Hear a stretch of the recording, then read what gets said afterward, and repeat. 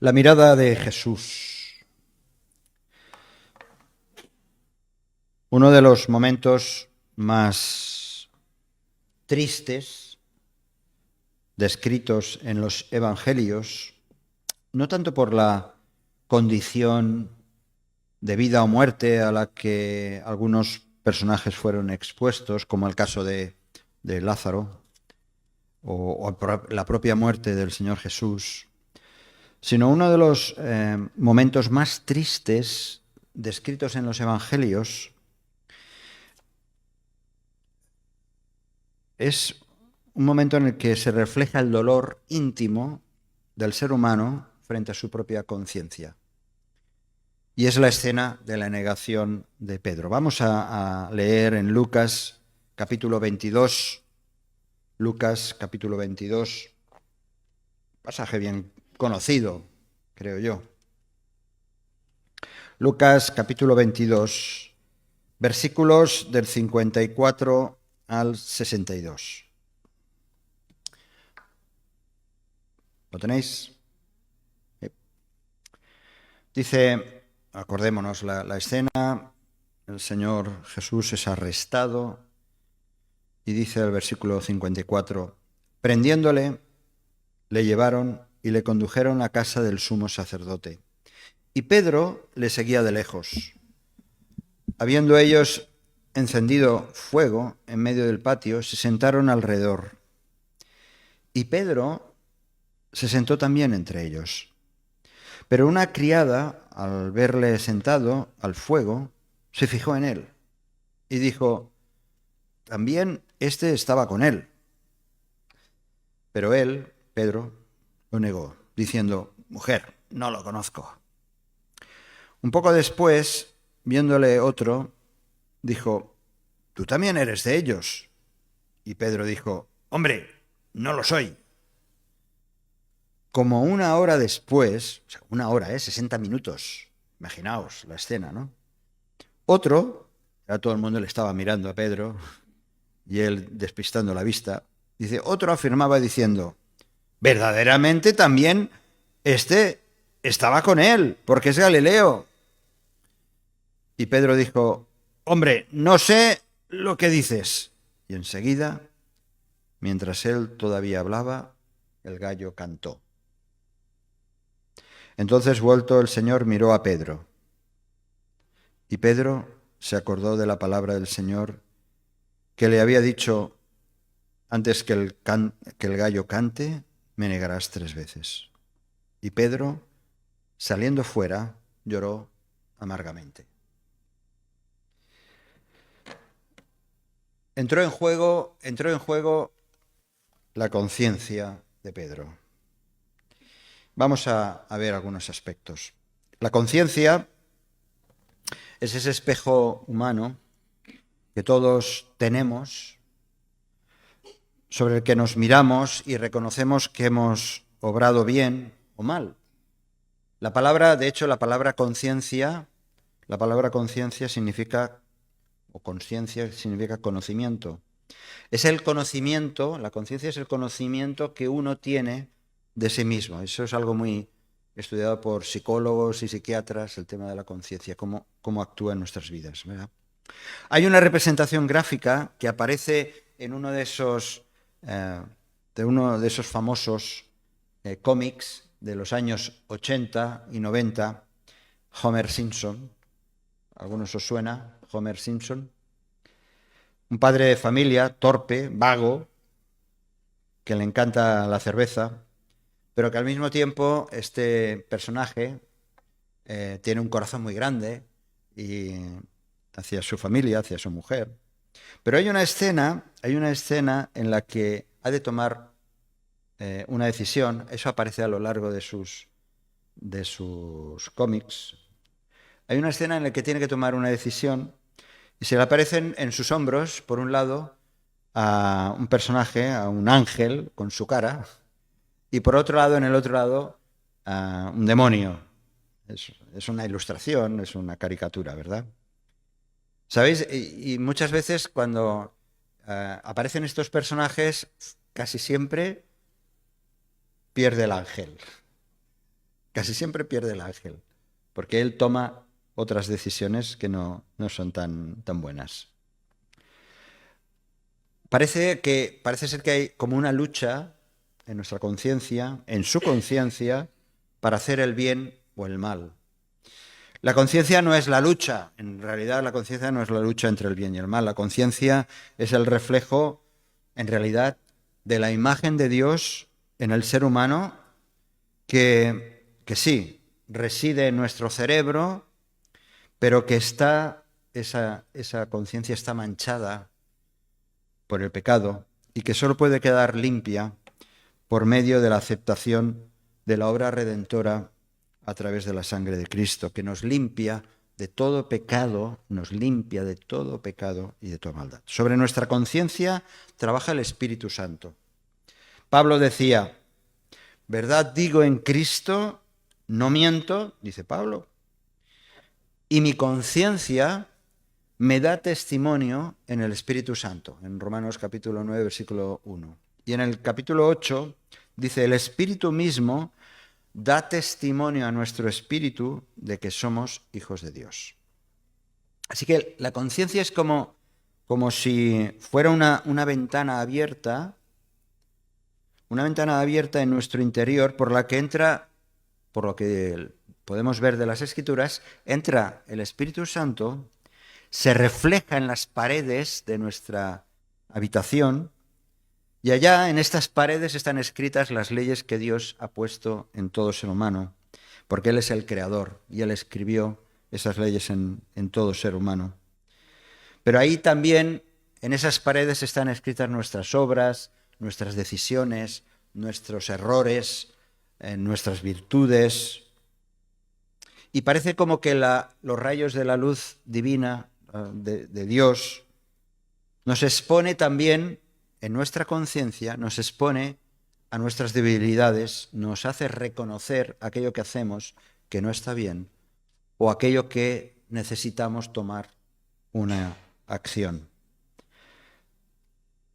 Pero hay otra verdad para todo aquel que recibe y acepta el Evangelio, y es que la sangre de Cristo, yo digo, estoy poniendo esta ilustración, ¿no? de la conciencia, es como si fueran todas esas paredes donde ahí está escrito todo, el input que Dios ha dejado en nosotros, pero también todos nuestros pecados, pero también precisamente cuando recibimos a Cristo en nuestra vida, la sangre de Cristo pinta esas paredes.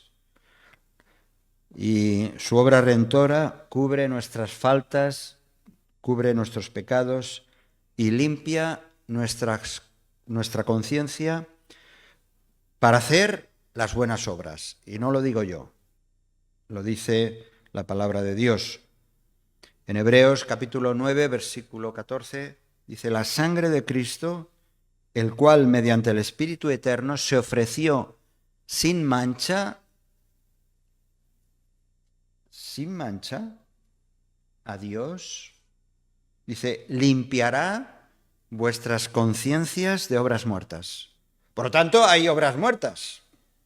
Si cuando yo acepto a Cristo, cuando yo dejo entrar en mi habitación, en mi vida, a Cristo, dice que precisamente por el sacrificio dado al Padre, limpiará nuestras conciencias de obras muertas, y aquí viene ya el truco, de obras muertas para que sirváis al Dios vivo, para que sirváis al Dios vivo.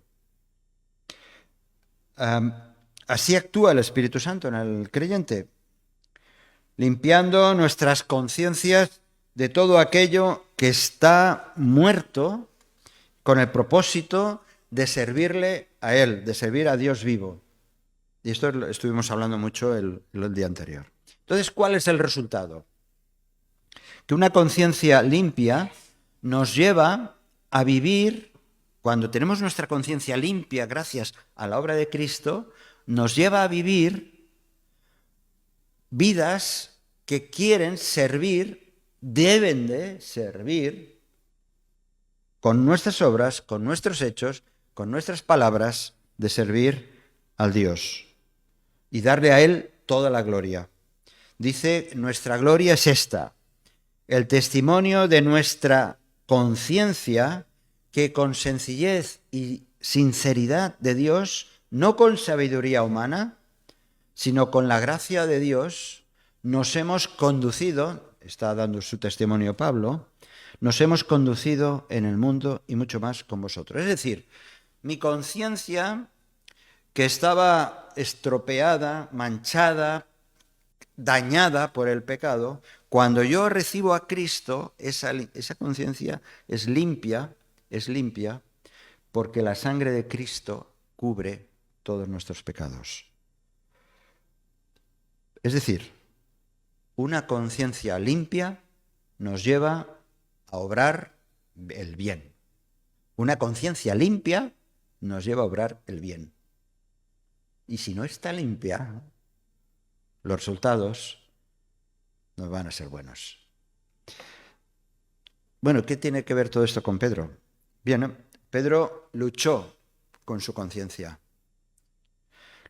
Esta escena bíblica es una de las más conocidas, como sabéis, por aquellos que leemos la Biblia o hemos visto a lo mejor en alguna película la vida de Jesús, ¿no? Pero Pedro experimentó esto de una manera tan importante que aparece precisamente en los 4 evangelios. Los 4 evangelios lo mencionan esta escena.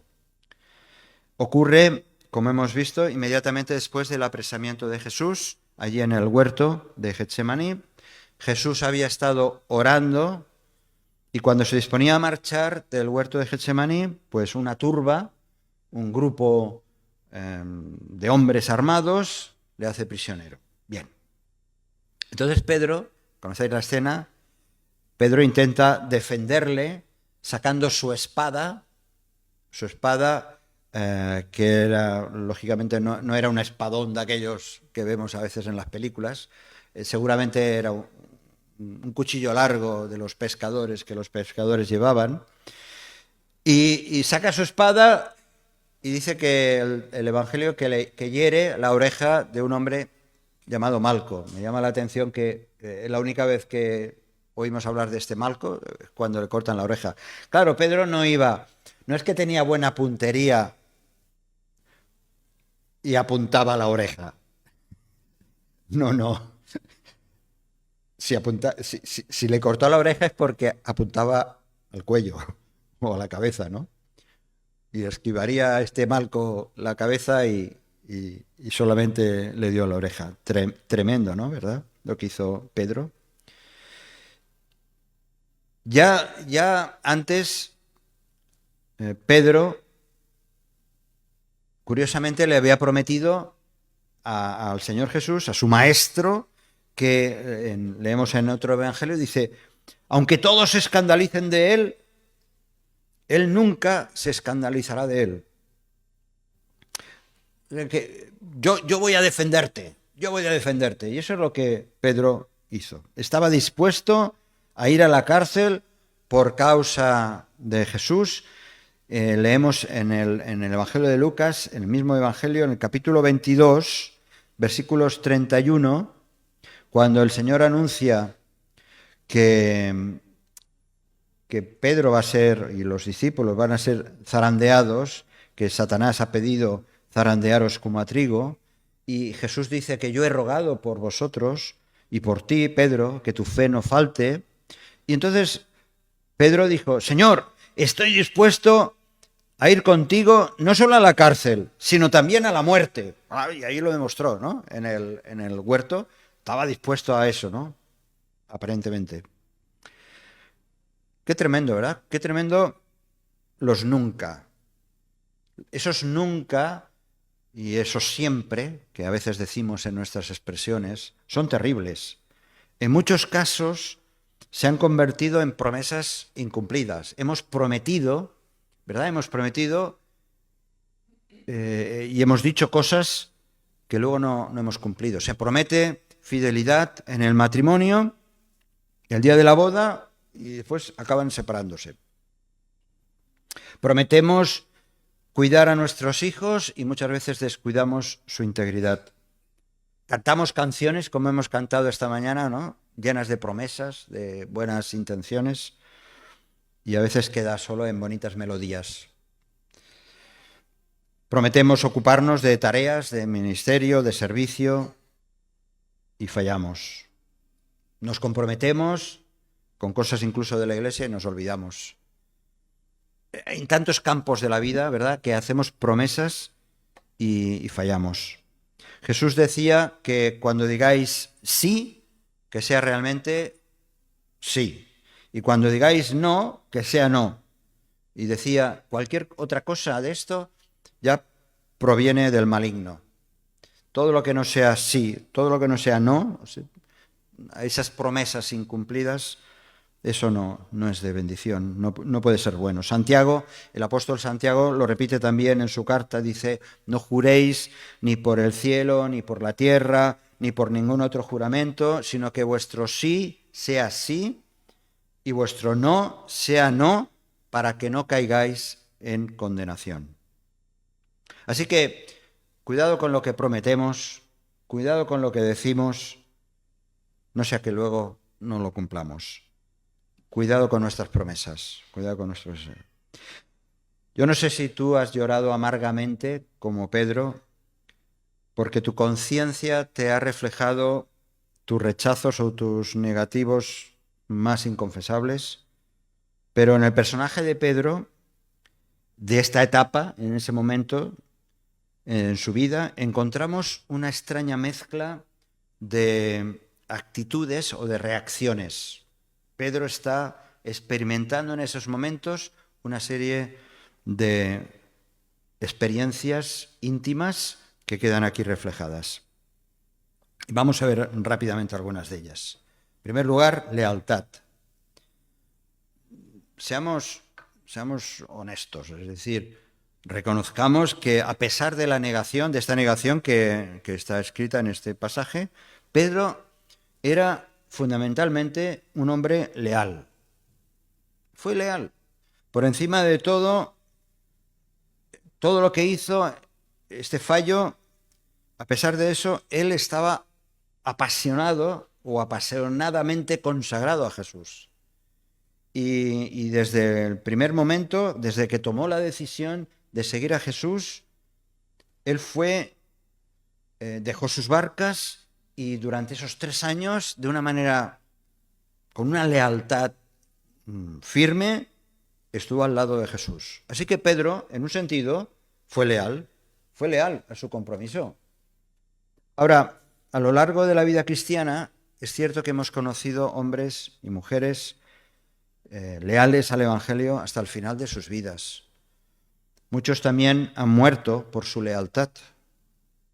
Han muerto por su lealtad y por su lealtad a Jesucristo.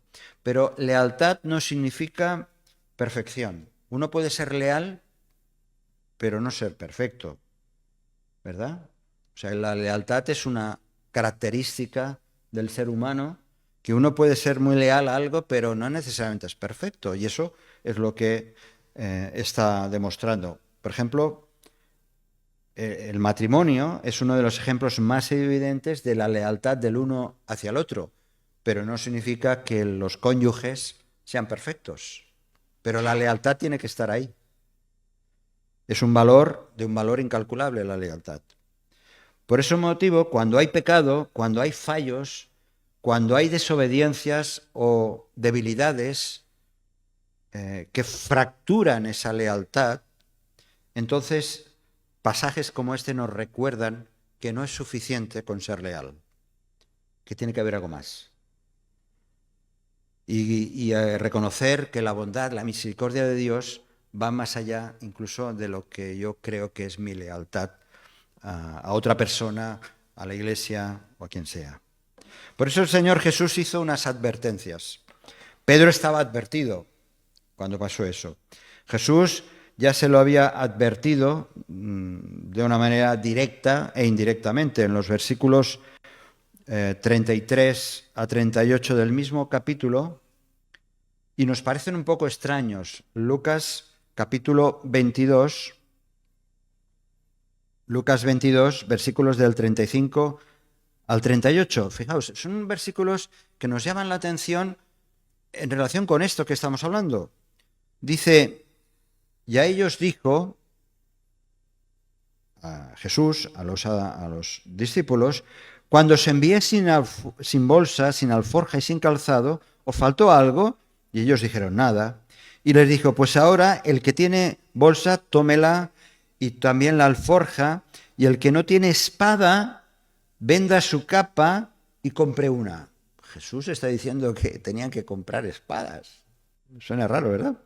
Pero porque os digo que es necesario que se cumpla todavía en mí aquello que está escrito. Y fue contado por los inicuos, porque lo que está escrito de mí tiene cumplimiento. Y entonces ellos dijeron, Señor, aquí hay 2 espadas. Una de ellas sería la de Pedro, claro. Y él les dijo, basta, suficiente, con 2 espadas. Bueno, no se trataba, desde luego no se trataba, es una conversación un poco extraña, ¿verdad? Nos suena un poco raro. Es una conversación donde parece ser que Jesús estaba diciendo, venga, hay que armarse. Y cuando dicen, ya tenemos 2, y Jesús dice, basta, ¿verdad? ¿Qué quería decir Jesús? Estaba diciendo, bueno, en realidad lo que estaba diciendo es que hasta ahora me habéis tenido siempre con vosotros, dentro de poco vais a depender de vuestros propios recursos, ¿y qué vais a hacer? ¿Qué vais a hacer? El peligro no va a consistir en que no tengáis nada, sino en que vais a tener que luchar para subsistir. Tenéis que defenderos de situaciones que vais en peligro, que vais a estar experimentando en el futuro. No era una sugerencia para armarse con armas, hasta los dientes, sino simplemente era una manera de advertirles, de decirles a sus discípulos que su vida iba a estar, y así sucedió, en peligro. Y va a estar en juego su vida.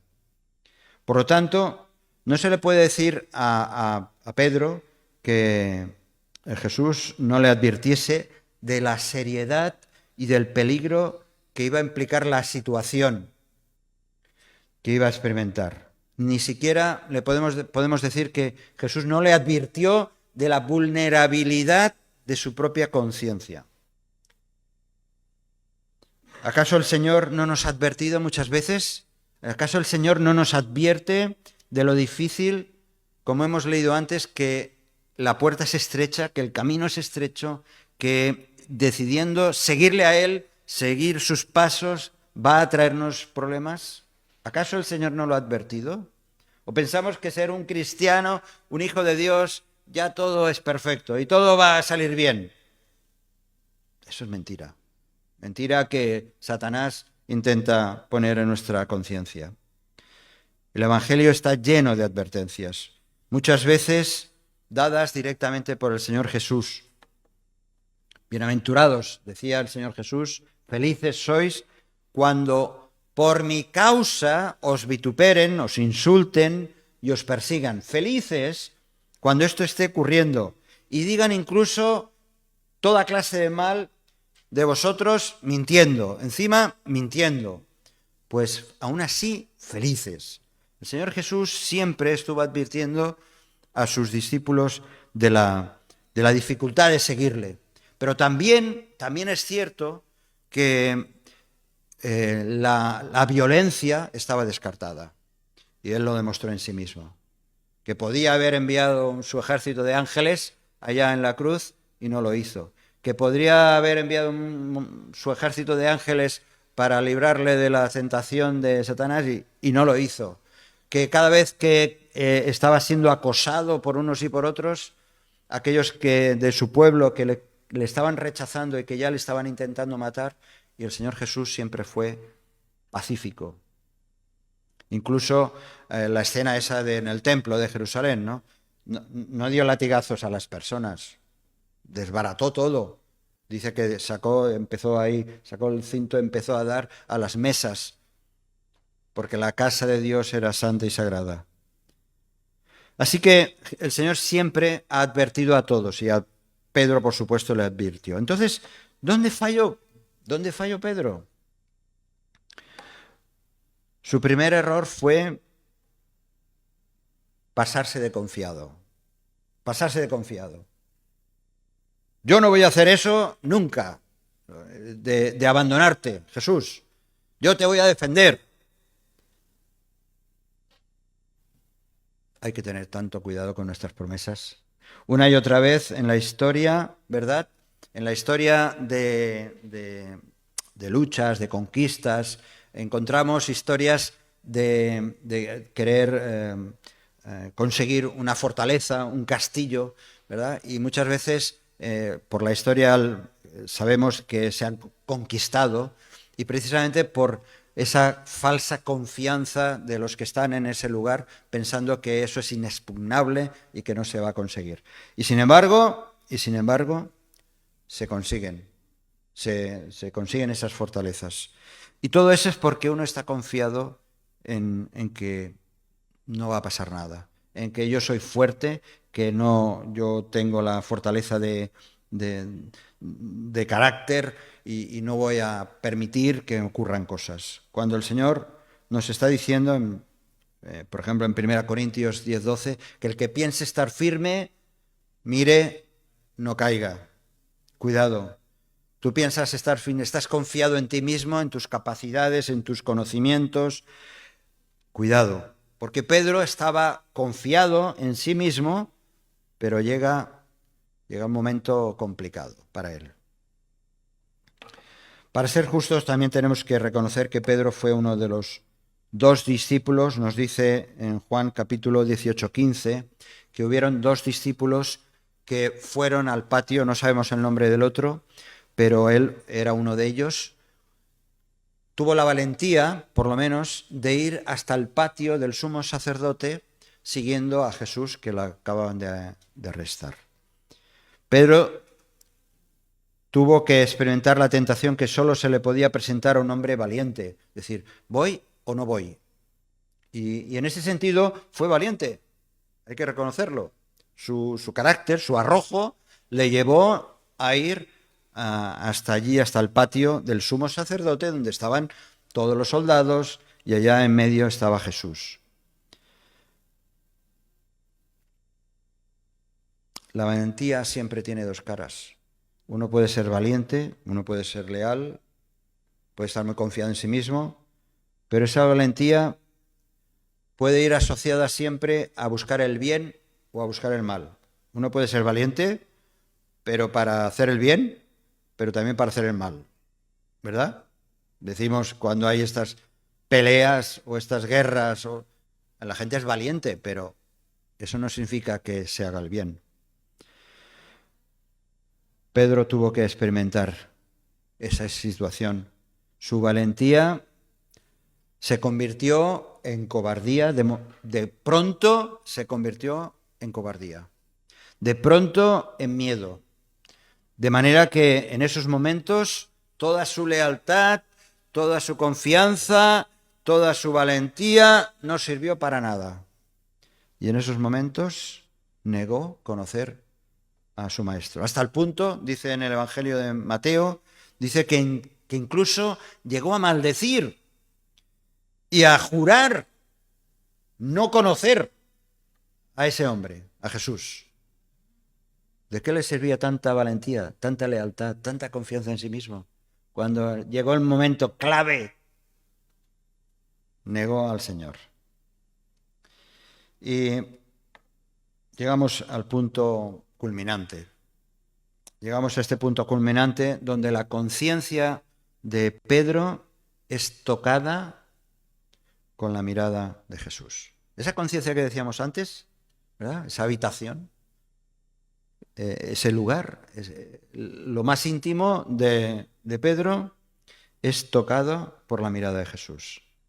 Dice el Evangelio, lo hemos leído, que dice Lucas, el Evangelio de Lucas, que el Señor, dice, vuelto el Señor, miró a Pedro.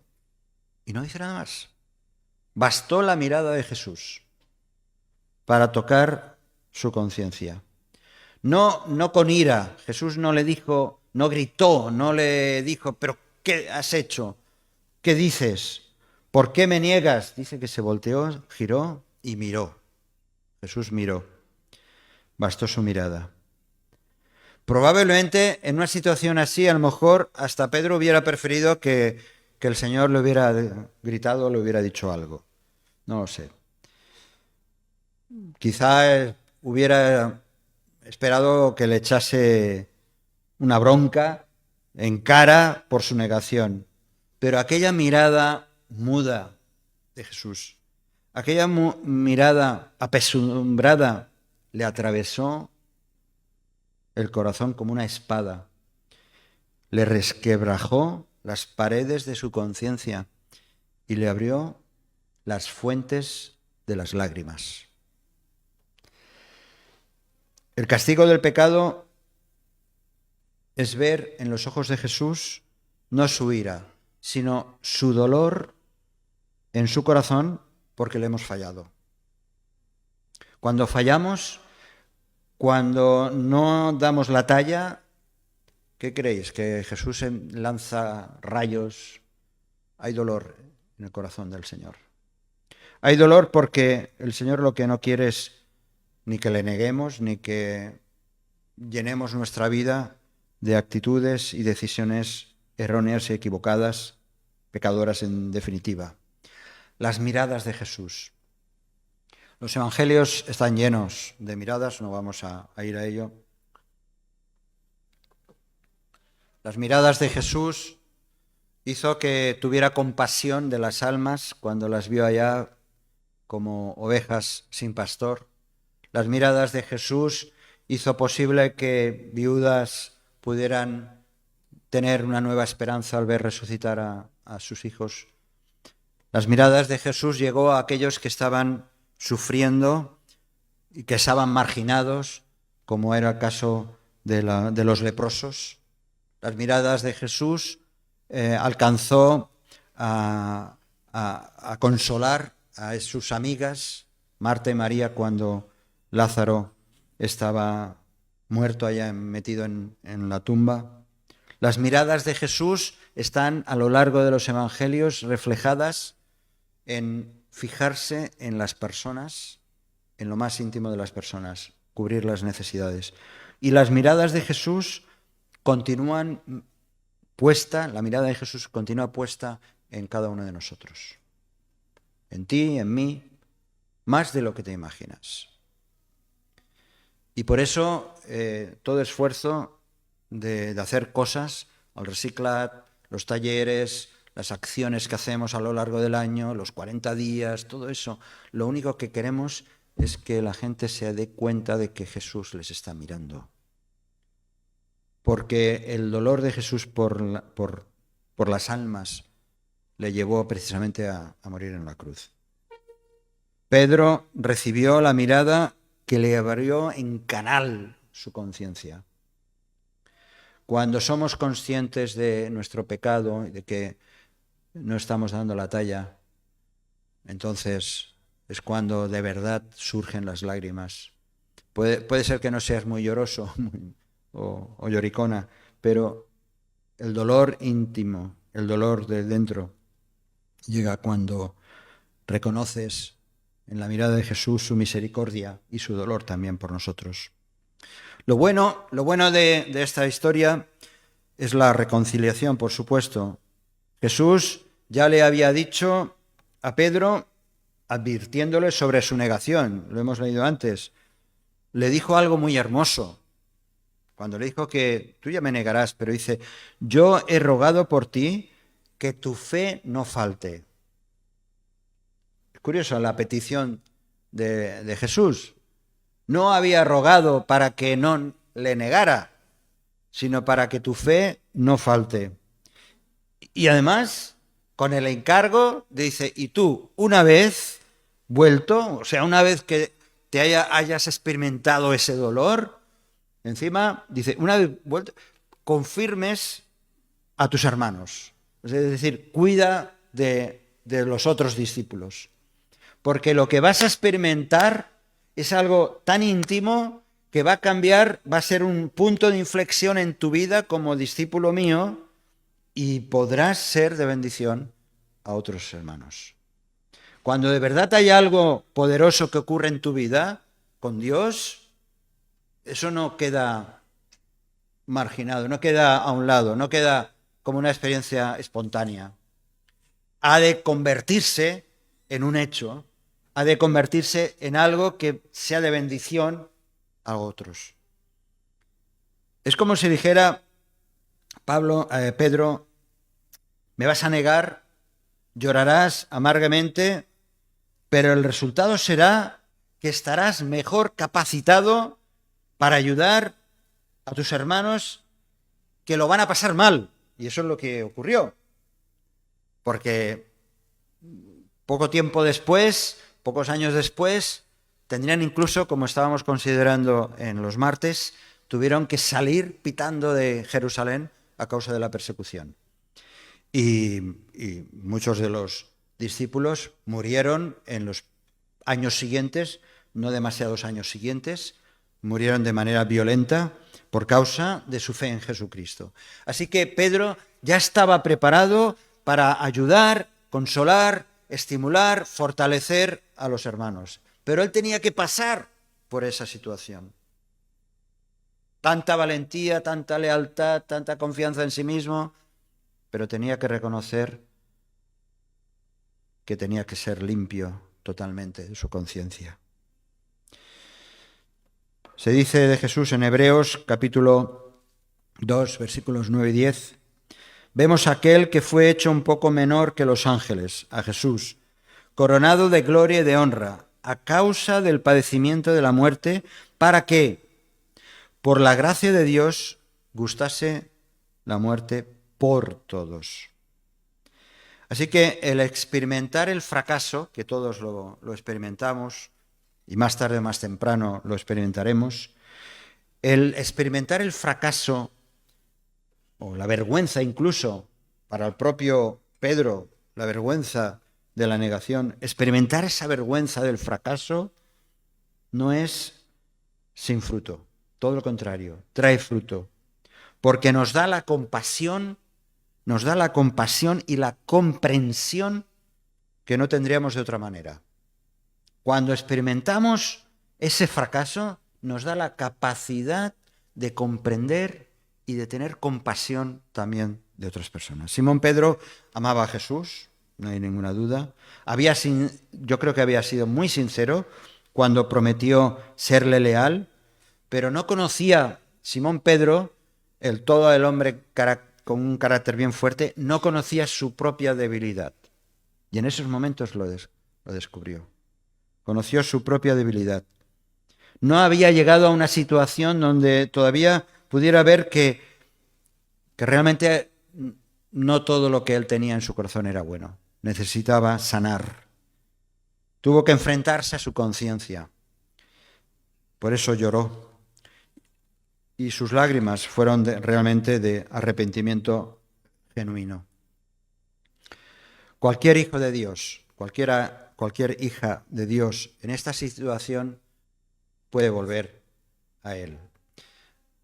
Dice 1 Juan 1,19 que si confesamos nuestros pecados, Él, Dios, es fiel y justo para perdonar nuestros pecados y limpiarnos de toda maldad. Así que la naturaleza de Simón Pedro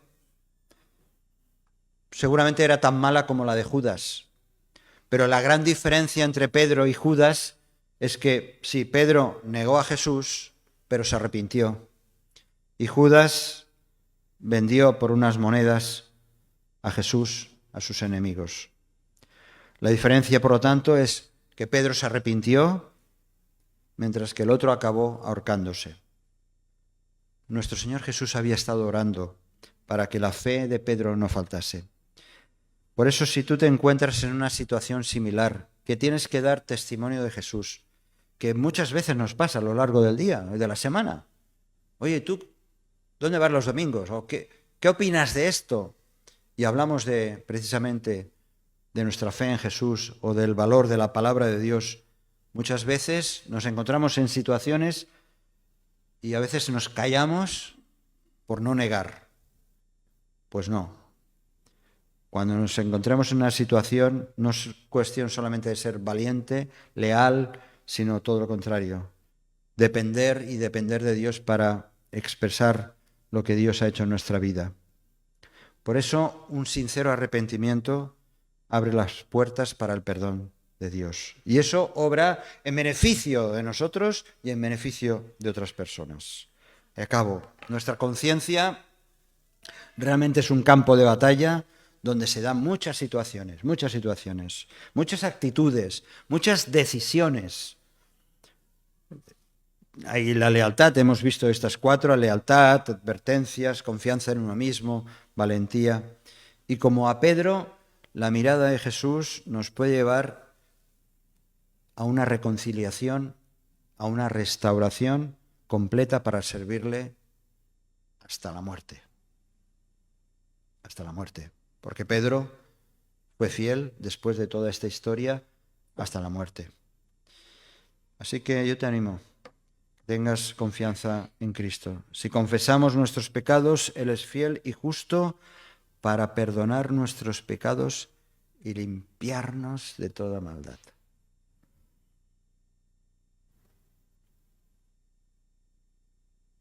¿Has llorado alguna vez?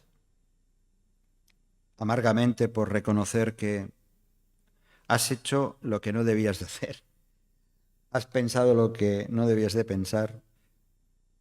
Has actuado de manera que no honraba a Dios. Pues es buen momento, no digo de orar, pero sí de acudir a los pies de la cruz y pedirle al Señor perdón y restauración.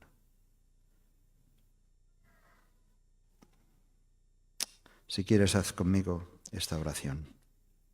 Señor, tú conoces cada pared de mi conciencia, cada situación personal. Tú conoces, Señor, las arrugas que hay en mi alma, cada rincón. Señor, yo quiero ser fiel, quiero ser leal. Quiero, Señor, vivir conforme a tu voluntad, pero límpiame. Límpiame de todo pecado y maldad, porque en ti, Señor, hay perdón, en ti hay restauración. Gracias, Señor, porque puedo acudir a ti y recibir tu abrazo. Quiero, Señor, vivir conforme a tu voluntad. Tantas veces he confiado en mí mismo, tantas veces he confiado en mis fuerzas, en mi sabiduría, en mi experiencia, y sin embargo, Señor, todavía tengo que aprender que tú me estás mirando y no me miras para juzgarme. Me miras, Señor, para que yo actúe, para que yo reaccione, para que yo cambie. Señor, haz una obra nueva en mí. Por eso, Señor, te pido que no me dejes que pase el tiempo pensando solamente en mis cosas, sino en tu reino y en tu obra. Quiero servirte, Señor, servir al Dios vivo. Gracias, Señor. Te alabo en esta mañana, te bendigo. Te pido que me ayudes en esta semana, en cada situación que voy a experimentar, que no sea como Pedro en ese momento, que no te niegue en ningún momento, que no haga promesas que no cumpla, sino todo lo contrario, que tú te goces al ver que soy un hijo, una hija tuya, que hace tu voluntad. Señor, gracias por este tiempo. Gracias, Señor, en el nombre de Cristo Jesús.